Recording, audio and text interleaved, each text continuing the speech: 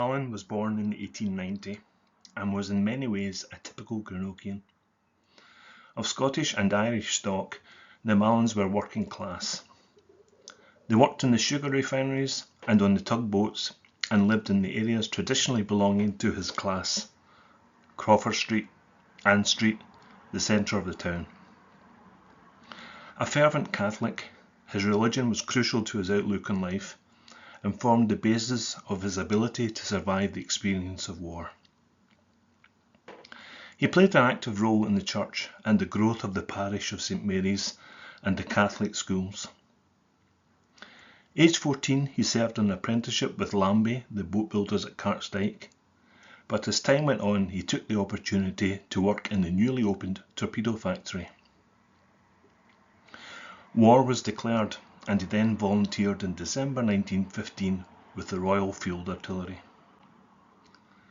Wounded in 1918, he returned home on Armistice Day. Peter continued to work in the torpedo factory. He married Agnes Morrison, had 6 children, and then retired to Uddingston. He died in 1980. A normal life. What is remarkable is that we have his diaries and tape recordings of him telling his experiences to his son Peter. This is a brief outline of his war story, a story told in his own words, a story which could belong to many of his contemporaries. The following story includes diary entries read by his grandson Vincent, myself, and the recordings of Peter as previously mentioned. In researching Peter's war career, I discovered some amazing examples of synchronicity. Before I knew any details of his story, I had read 2 books, one by Gunner Mallon's Colonel, Colonel Webber, who describes in detail what the 53rd Battery did, and a book of reminiscences of his war career by a certain Frank Walter Paish, a lieutenant in the 53rd whom Peter mentions. Also, on a visit to the Imperial War Museum in 2005, I took a picture of an 18-pound field artillery gun. This, it turns out, was taken from the fields of Flanders and belonged to the 53rd Battery. Between September 1916 and November 1917, it fired 16,513 rounds before being sent back to Britain to have its barrel relined. It was issued to the 53rd Battery and took part in opposing the German Spring Offensive in 1918 and in the subsequent British advance in the autumn. There is therefore a significantly high chance that Gunner Mallon actually handled this gun.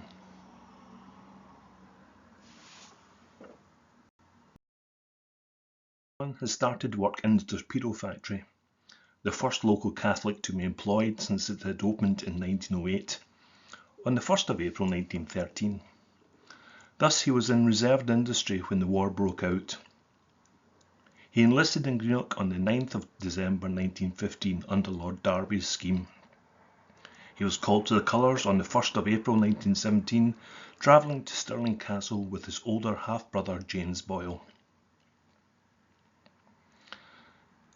He quotes, "My father always warned me never to allow myself to be unfit, but always be prepared, because there would be something that would be demanded of this generation that would test the strength of every man. Needless to say, I climbed the hills and kept in form all the time, always swimming, cycling, walking, and entered the ring quite often and kept ready for the time when I might be asked to get on a uniform, which was very much an objection to me, because I liked to be free. However, when the day of the scheme was introduced, I was asked to volunteer. We were sworn in batches at what they called the Crystal Palace, a wooden extension to the building of the Royal Naval Torpedo Factory at the Battery Park. The man who swore me in was the son of a well-known whisky distiller, Thorns, who manufactured OG whisky. So that was just amusing to me, but I did take particular note that there were quite a number of people who weren't keen to go on active service. And I felt very disappointed that I should be leaving anyone behind me who did not have a sense of patriotism. I had no alternative, of course, but to prepare, so when I was mobilised in 1917, I was quite ready, and having volunteered, I had the choice of selecting my own regiment. So that when I went to Stirling, I was advised that I had a good Irish name. Why not join a good Irish regiment? I said that they get too much dirty work to do. I want to join the Royal Field Artillery. They thought that was very nice, and I was accepted right away, because they had no alternative but to agree to let me join my own choice.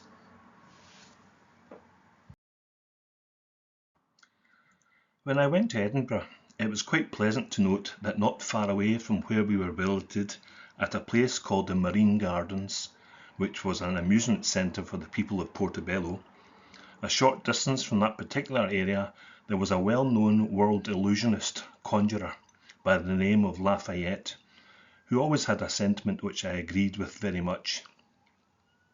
And he said that the more he saw of man, the more he loved his dog. I always remembered that and thought he was a very wise man. So that I was more or less on the alert all the time for the people I would come in touch with, and that meant rigid discipline. When we used to take the horses down to Portobello, it meant that they were scorching along in the front of the town and not far from the ridge, which was well known at that time because it was a replica of a bridge at Blackpool. We had to move from there because the gun range was at Redford Barracks in the Pentland Hills.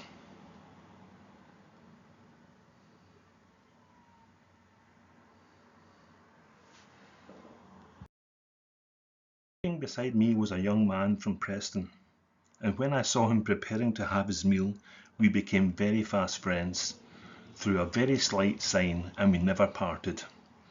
Always together when we went out for our recreation and ultimately arrived at Pearse Hill Barracks. When we arrived there, we took over the care of the horses, and Cuthbert Turner became a driver, and I became a gunner. I was trained to handle the gun, and he was trained to handle the horse.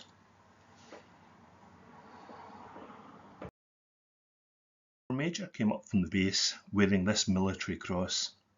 He's never seen an angry man in his life. An old friend of mine who was well up in the army and well trained told me that they were recommending each other at the base for honours, so that we didn't take them too seriously. Any man coming up for the battery and into the front line for a first time and wearing the military cross should have been aware of being ridiculed. And you can imagine how I felt when I met one of these brave soldiers at Pearse Hill Barracks, and his salutation was, "Where the hell have you been since the war broke out?" I said, "Where the hell have you been since the war broke out? I don't see any medals on your breast." He says, "Do you know who you are talking to?" "You evidently don't know who you are talking to." I said, "I'm a civilian. I'm not in uniform yet.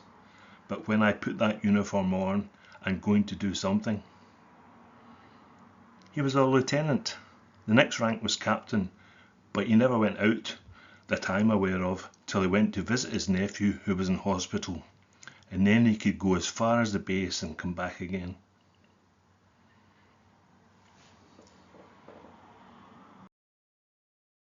In time, I was sent overseas. One of my companions from Greenock, by the name of John Hutchison, John had enjoyed himself quite nicely where he was training in Edinburgh, which meant he had a number of friends around about him. It was rather a strain for him to leave his friends behind him, and I could see his distress, but nothing could be done, so that by the time we reached the French coast and got to Le Havre, there was no alternative but to be prepared to get up the line as soon as possible.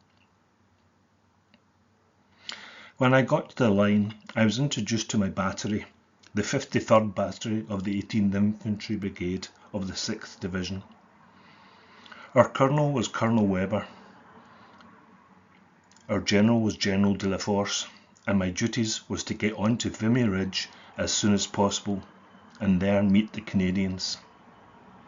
Our target in that particular locality was to get on to the town of Cambrai, and it was there on the 20th of November 1917 that I had my first baptism of fire.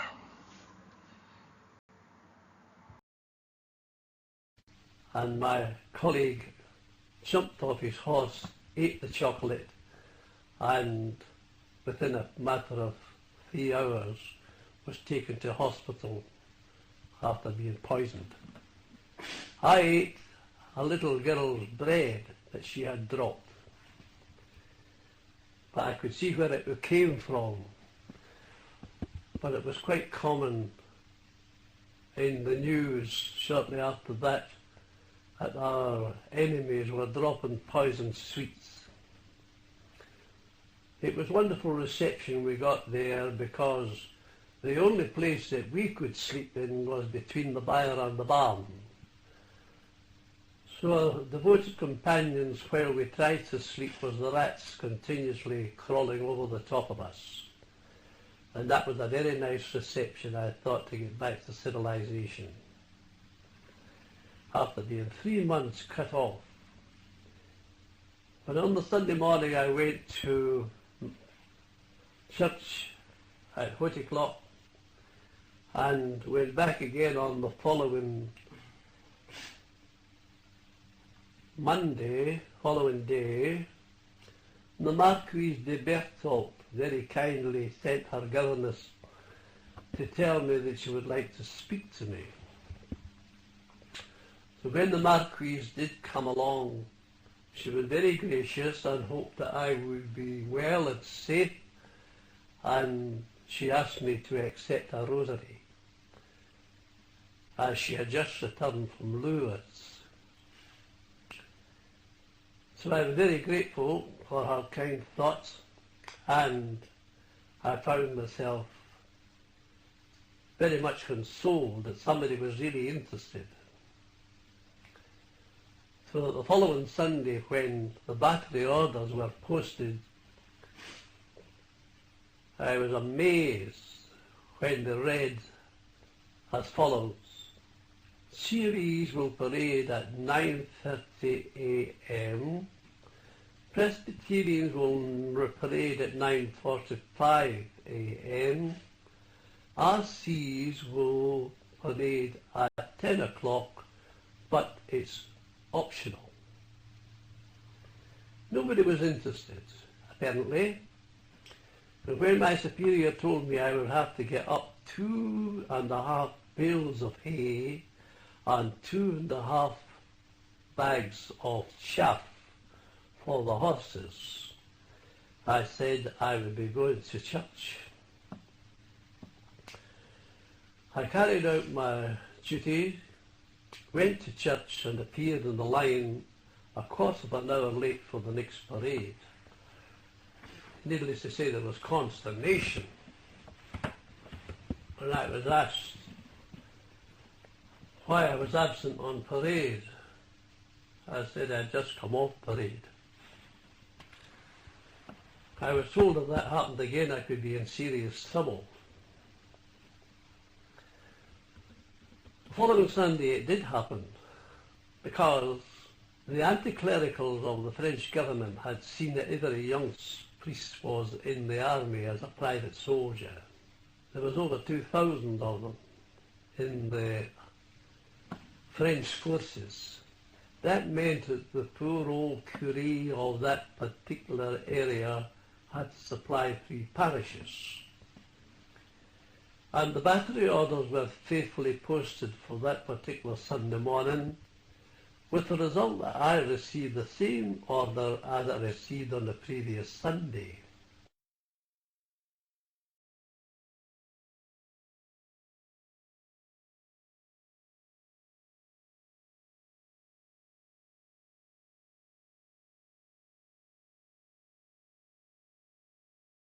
We reached Hauticlos, near St. Paul, and were attached to the 3rd Army Artillery School as the ideal battery for training artillery officers from infantry units.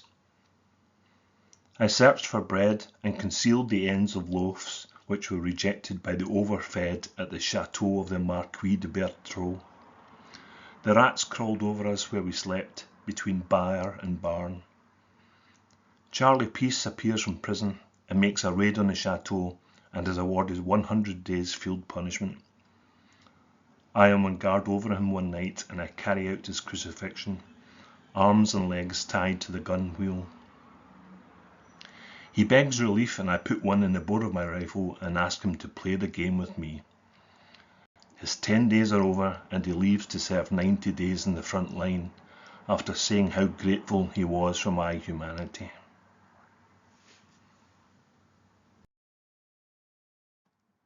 And when I was complete in my duties, got the forage up, I was soon prepared and had to walk a distance, approximately 3 miles to go to Mass. I heard Mass and returned to the lines 3/4 of an hour late for the next parade. I was placed under arrest and I asked what was the charge. I was told that I had been absent from parade on 2 particular occasions without permission, and I was required to go to the office in the morning for a district court-martial, and if I left the barracks I would find myself under escort. Well, I said, I have only come off parade, you know. The church parade was optional. I went and used my option, and the Major said, "These things will be explained to the court in the morning." I said in the meantime, "Can I see Major Fitzgerald?" I was asked who he was. I told my superiors that he was the Chaplain General of the division, and that he would help us to calm the troubled sea. They asked me what he had to do with this particular matter, and I said, in the military code you are expected to know your duties, and you are supposed to know your code, and Major Fitzgerald will explain the interpretation of the conscience clause in the statute book. My Major was quite happy, and we became quite fast friends, and he said thank God for a soldier. But it was only common logic, common sense. "Why are you the only one who goes to church?" I said, "It's me and God. I must be prepared to meet him, and I can't meet him unless I am in a state of grace. So that is my principal thought on the brink of eternity. I must be prepared to die." So of course we had a humorous conversation, and all soldiers know, or should know, that if they're going to face eternity, they must be prepared to do so. I didn't break any law, I carried out my duty, but the principal point was how I was in the eye of God. We all agreed that nothing else could be done, and we became very fast friends. They couldn't court-martial me, they'd only make a fool of themselves, and they knew that quite well.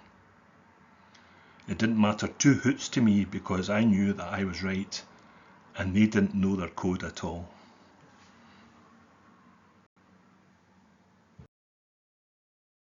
You had to polish the guns and prepare for action, and you had your rifle drilled to contend with, and you had your horses to contend with. You had to learn to groom the horses and to hook in and prepare for evacuation at any time, so much so that when the Germans broke through on the 30th of November 1917, I had to take full control of the gun part. There was no one else. They were all in action and prepare for the hooking of the gun and away. If not, they could have been captured. When the drivers came up, a 6-horse team, and all I had was to hook in on the gun, limber, and see them all properly attached, and they were away as quick as possible.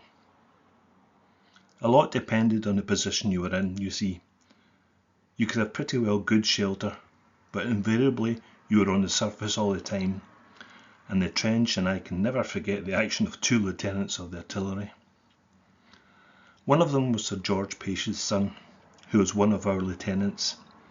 I think he was B subsection, and we had prepared a very good dugout, not very far from Dicky Bush crossroads, and it was down from the level of the road. But when these 2 officers came along, they ordered us out of this particular dugout and put us on the elevation where we were exposed to all sorts of explosions. And not long after that, Pace was hanging around about the gun when his leg was blown off, and I helped him onto his stretcher. He was the son of Sir George Pace, who was the chairman of the London Railway at that particular time. I've never had the pleasure of meeting him, but I thought it was anything but a soldier's act, but that was the case. Every individual was out to preserve themselves. The prelim to the heavy attack by the German forces within a matter of a few days. That incident happened a week before the 17th of March. The following Sunday, and our brigade chaplain was saying Mass in the YMCA near Bapaume on the 17th of March, and when he came along to meet his congregation, he was told by two men that they had a command from their superior officer to remove the shamrocks that they were wearing. He said, "Well, just stay here till I come back again." So he mounted his horse and went away, and the officer came with him to apologise and asked the soldiers to put up their shamrocks because he didn't know his regulations, that Queen Victoria had granted that honour to all Irish soldiers to wear the shamrock on St. Patrick's Day. But that was the point of regulations, you see, that how people will put themselves into a position, have their own interpretation, and then find themselves in a very delicate position. However, that was the incident that happened on the 17th of March.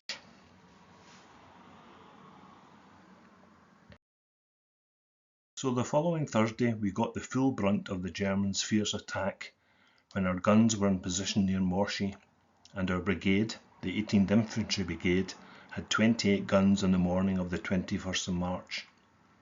And the following morning, when they mustered the brigade, they had 6.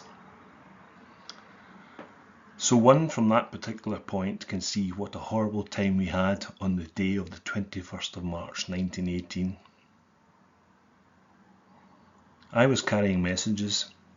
I wasn't on the guns any more than for 10 minutes.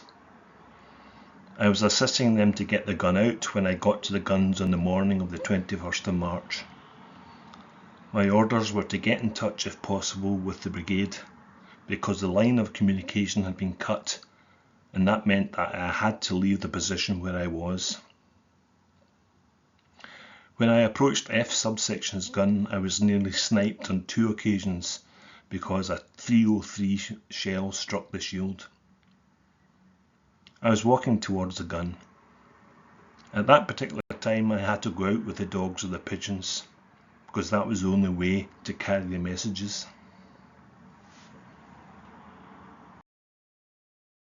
Crew killed or captured. Of 3 positions, the anti-tank gun and the first and second line of artillery. Where did the infantry get to? They must have been eliminated, because we could look across the valley at a range of 800 yards. They were in front of you. Who? The infantry. We were covering the infantry. Aye. And the Germans were coming across the ridge on we were firing 800 yards. That was the range of the guns when I was told to get in touch with the brigade headquarters and get instructions. About 3 o'clock in the afternoon there was a heavy mist fell and we got away with 3 guns. We drew back to a new position where reserve ammunition was waiting for us, and we started firing, and the first shell that fell behind me, and I got into the shell hole, and in the meantime I hung my great coat on the trail of the gun of F subsection's gun, and when I returned the coat was in ribbons, and a piece of shrapnel right through my Dixie. That's what we'd use with drinking and cooking with. So we had to retire away from there again until we came to the Hun dump. And the Hun dump boasted of over £1 million worth of liquor and foodstuffs. And we arrived there on a Sunday. That was Thursday. Friday, Saturday, We arrived there on the Saturday, and on Sunday morning we had steak and kidney for our breakfast. We had plenty of food, but by 11 o'clock, Vimy Ridge and another gunner and I were advised that there were important articles in the dugout, and we were to collect these items, you see, and move out with the battery going out of action. Well, it would be about 3 o'clock in the afternoon, and that was the month of March, when Doddery suddenly said to me, "Hey, getting on for Easter Sunday." He says, "Now, you don't know Latin." I says, "Well, what sort of Latin do you think I should know?" "Well," he says, "you people go to church, but you don't understand Latin." And I said, "Well, what particular Latin are you referring to?" He said, "You couldn't say the Apostles' Creed in Latin." So I started, "Credo in unum Deum Patrem omnipotentem factorem celi terrae visibilium et in nomine Dominum Iesum Christum Filium Dei unigenitum et ex patrinatum ante omnia secula Deum de Deo lumen de lumine Deum de Deo verum Deo verum genitum non factum consubstantiale patris decum omnia facta sunt qui protonus homus et protonos salutem descende. And just by that there was an enormous explosion. And he said, "Oh, something wrong." So and he rushed up the stair. And this lad was standing with his bayonet. He said, "Who's there?" So I told him, "53rd battery." He says, "Get out here as quick as possible, they're coming in." Just at the incarnators. And we shouted to the others. And we got out as soon as possible and cut across the country and picked up a young lieutenant that had been wounded. He had 3 wounded men carrying him. And we took the place of the 3 wounded men. Just at that, there was an enormous explosion, and he said, "Oh, something wrong." He and I rushed up the stair. This lad was standing with his bayonet. "Who's there?" So I told him, "53rd battery." He said, "Get out of here as quickly as possible, they're coming in," and shouted to the others. We got out as soon as possible and cut across the country and picked up a young lieutenant who had been wounded, with 3 wounded men carrying him, and we took the place of the 3 wounded men and carried the officer to Achy-le-Petit and found the Chinese camp absolutely polished before they evacuated. And then we went to Achy-le-Grand, and the Red Cross people in the hospital there were standing too, ready to be captured. And they insisted that we leave the patient with them. We had no alternative. Just outside of Achy-le-Grand, we came in touch with our own battery. They were very grateful to see us, of course. So that was the beginning of the end of that particular 21st of March 1918. Lieutenant Paish describes the 21st of March 1918 as follows. "Early on the morning of the next day, Thursday, March the 21st, I was awakened by the sound of the heaviest gunfire I have ever heard. We were too far off to hear individual shots, as one does when nearer the guns, but there was a continuous roar which went on all day without a pause. We were obviously hearing the beginning of the expected German offensive. We had no official news, but someone in the camp had a receiver capable of receiving spoken wireless messages, and we began to hear little snatches of talk, apparently from battalion headquarters to brigade or division.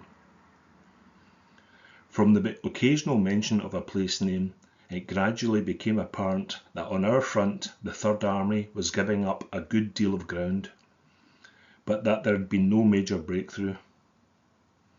Later on, news trickled back, perhaps through returning wounded, about our own batteries. I learned first that Major Lyon had been killed by a shell in the first few minutes of the German bombardment, and then that, although our forward section had been overrun, the other 4 guns were still in action. I learned later that the forward section had remained in action until it had exhausted the whole of its supply of ammunition, including gas shells, by which time the infantry were firing alongside its wheels. The gun crews were then able to render their guns unusable and withdraw. Most of them got away safely, but Lieutenant Reeves, who had been in command, was wounded and taken prisoner.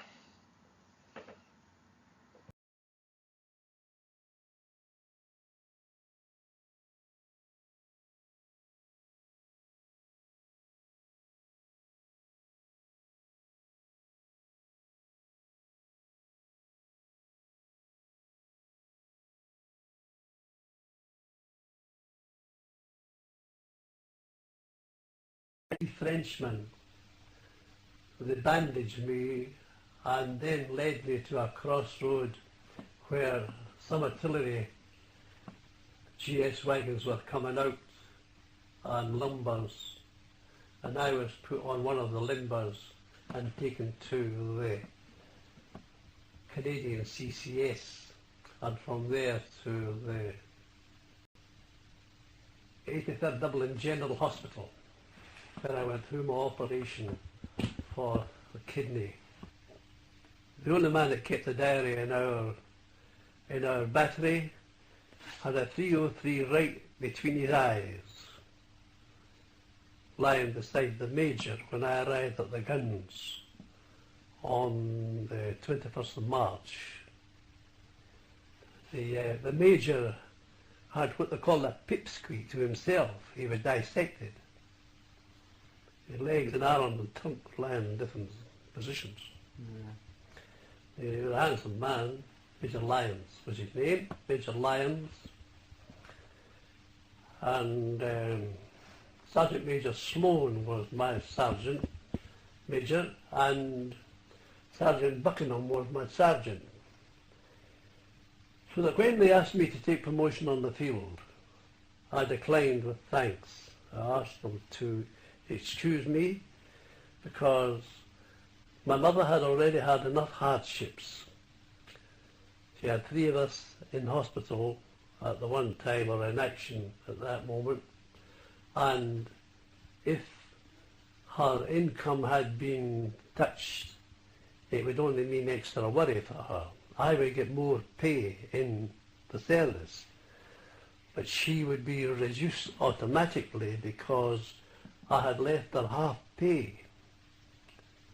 I had to see that was secure, and I wouldn't have got it if I had volunteered. Half of your pay was sent to her every month, every week? She collected it at the torpedo factory every week. My half pay. Right. I was done. That was my wages was £1 a day in action, and she was getting half my weekly pay At the torpedo factory? Well, I think it was something like 10 and 6 when she got it. Churchill had a picnic too, and he sang The Road from Dundee. He was sitting in the House of Commons with his feet up in the mace when I called at the House of Commons in 1917 in the month of April. He had lost his seat in Dundee, and he declared that his sword was at the service of his country, and he went out as an honorary colonel of the Seaforths, I think, and those men were drilled stiff for 6 weeks, but he didn't stay. There were quite a lot of people like that. They were quite prepared to drill anyone to a state of unconsciousness, you might say, and they made it quite clear at the bull ring at ATAP that you had to go up the line whether you liked it or not. And if you didn't, they would break your heart. But they didn't go up the line themselves, and we knew that.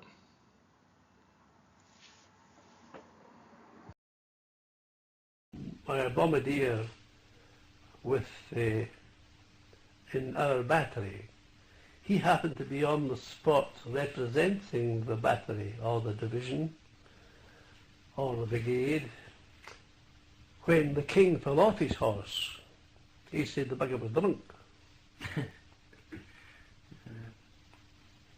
But he got his stripe as an honorary king's corporal for raising the fallen monarch. It was quite common. George V fell off his horse. And at that time, there was nothing but debauchery and horrors behind the line. And the young Prince of Wales was allowed to just degrade himself. And they all degraded themselves unless they had that particular discipline and kept away from everything that was just stinking. You had to be like that. And if you did keep yourself clean, you weren't liked for it. As Gosling made it quite evident to me when he smacked me in the face and told me I was a Bible puncher. And I said, well, that's the other cheek, Freddie. Go ahead. Any of you want entertainment, now's the time to get it. I've seen you brave men in action. I'll see you in action again and see how loyal you are to each other. You're very brave now that you've come out of the brothels or out of the estaminates. That was the time to get your entertainment if you want it. Within 3 days I picked him up on the battlefield. The others had left him after he was wounded. And the tears were tripping him whenever I took him to the hospital. Oh, I think he would live all right. It seemed to be above the knee that he had got it, just sort of sitting there. The shrapnel would be about 2 inches in diameter, but mortifying at that particular time. If he had had another maybe hour or so lying where he was, it could have meant an amputation. Did you ever encounter any gas while you were fighting? Well, the gas was there continuously. We were gassed all night when we were trying. It was that particular incident I'm referring to when I found that Freddie was left behind by his colleagues. We were gassed all that night because we had to get the muzzle velocity of an 18-pounder gun. And it was taken onto such a position that it was just situated on an improvised platform, and we were beside a dugout, a sort of I would say a ramp, a sort of ramp where we could get in under cover. As soon as we started firing that gun, we were circled. And the gas was there all night until the following morning. At dawn we signalled back for help to get the gun out where it had subsided in this sort of soft ground. And by the time they got the 6 horses and about 6 men, had to get round the gun and lift it onto a solid road, hook it in and get it across country onto the Popperines Road. It was when the shell fell that he was hit, and I left him there when I picked him up and got him onto a trolley, and the line was blown up twice in front of me before I got into the CCS, and by that time I was assisted by a lad from Oban. There was a lot of violations of the moral code because the gas was only one item. The liquid fire was a horrible experience for them. Can you imagine any human being walking into a liquid spray of fire?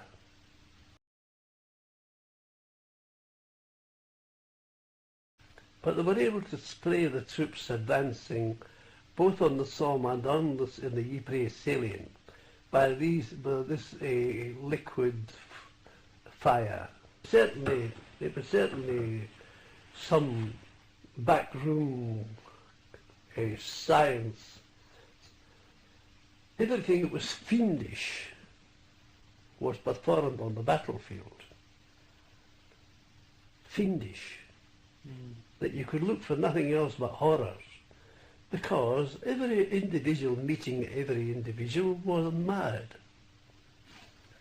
So much so that when the Major turned to me and told me in plain English why I didn't go mad, I said, no, this is the test. Every individual will have to keep their mental capacity and their equilibrium. As far as I know, it will be a test for everybody to go back to civil life again. But he says, don't you realise there's a war on? I said, yes, it started the day I was born. But he says, isn't there enemies in front of you? I said, no. I don't know the people in front of me, but I know the people behind me. He says, this is a war to win wars. Well, we hope so. But I'm afraid if we live through the next 1,000 years, we'll still have that war. And he says, your enemies are behind you. I said, yes, I know them. I don't know them out there.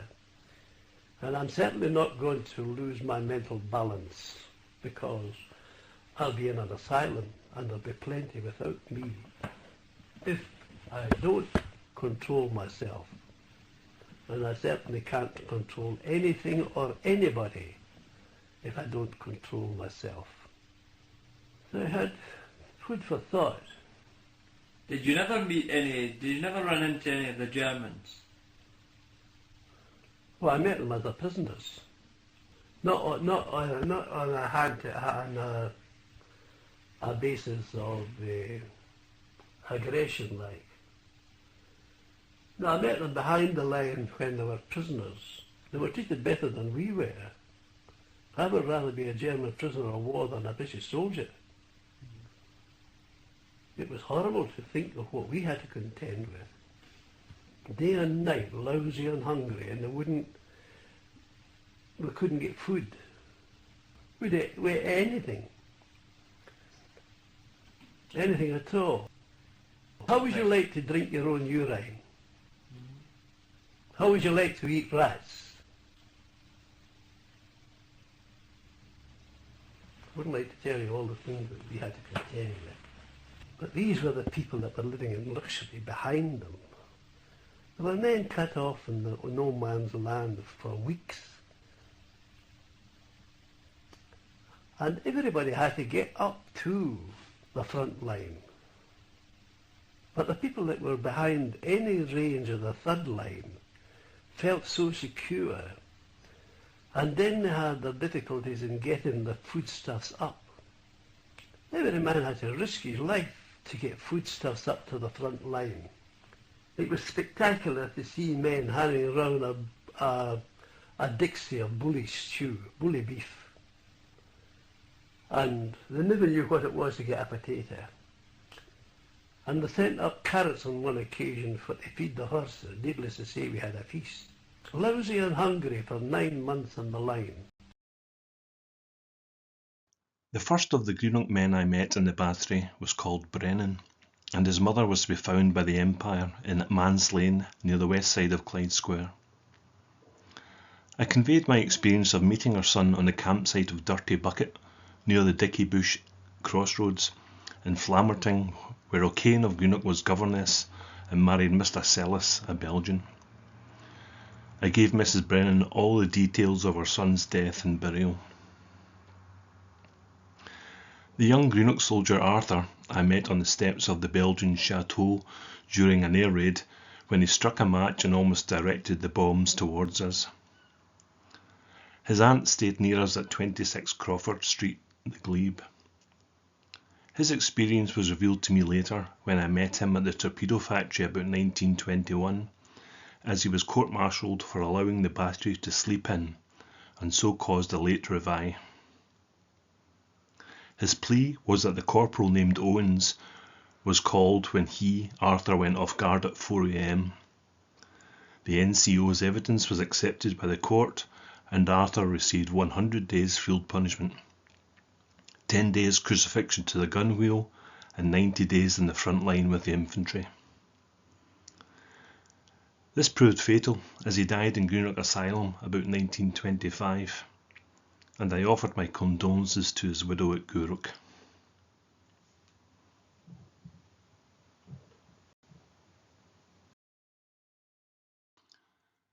On this page is a poem written by my grandfather about his battery, his field artillery battery.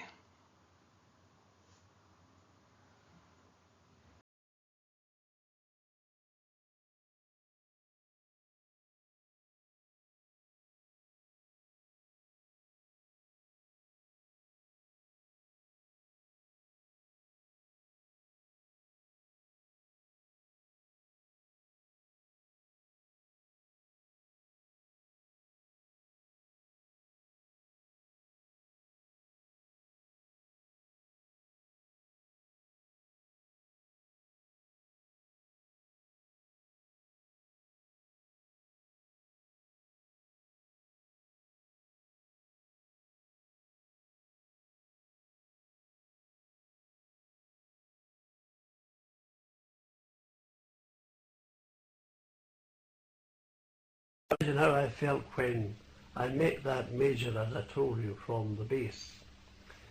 And he said he never saw such a scruffy lot of soldiers in his life.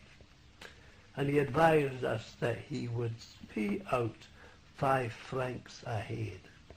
And we were expected to buy blanco, boot polish, and look like human beings. I got my 5 francs and I went to look for something to eat.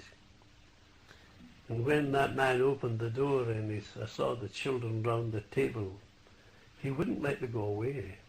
He insisted that I would come in and get a share of what he had. And you can imagine how I felt whenever I came to Colchester Hospital after an experience like that, when I was told that I would require to go to church at 4 o'clock in the afternoon. And if I didn't go to church, I was required to wash the dishes. Needless to say, I told the matron that I would neither wash the dishes nor go to church. If she had been particularly anxious about my spiritual welfare, I would have been at church before 12 o'clock. And when the doctor tore the bandage from the forearm of the man in front of me, he punched me twice in the region of the kidney. And I told him I'd knock his bloody head off. I said, I'm not an animal. I'm a British soldier. If you do that again, I'll be in for murder. That's the sort of treatment we got when we got to Colchester Hospital. Was this a very big hospital? It was a military hospital for the Southern Command. And the highest dignitaries are there and all the professionals. But you didn't matter one tinker's benediction, you understand. You were useless. They wanted rid of you. And they proved that when they put you through the hands of Lady Stradbroke.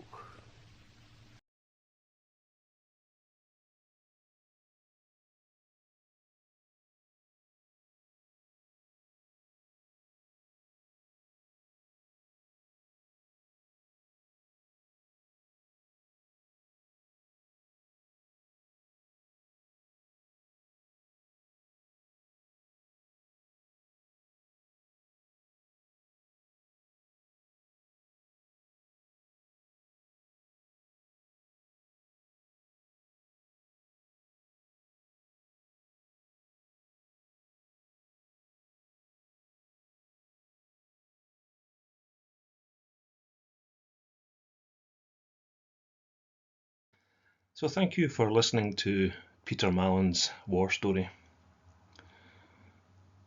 A story of which I'm very proud, and as you can see, he was certainly a man who almost literally stuck to his guns. He was a man of principle, and I hope you get something from the story. And it's quite rare to have the recorded voice of your grandfather who fought in the First World War. Anyway, any comments, please put them in the comments box, and otherwise I shall see you next time.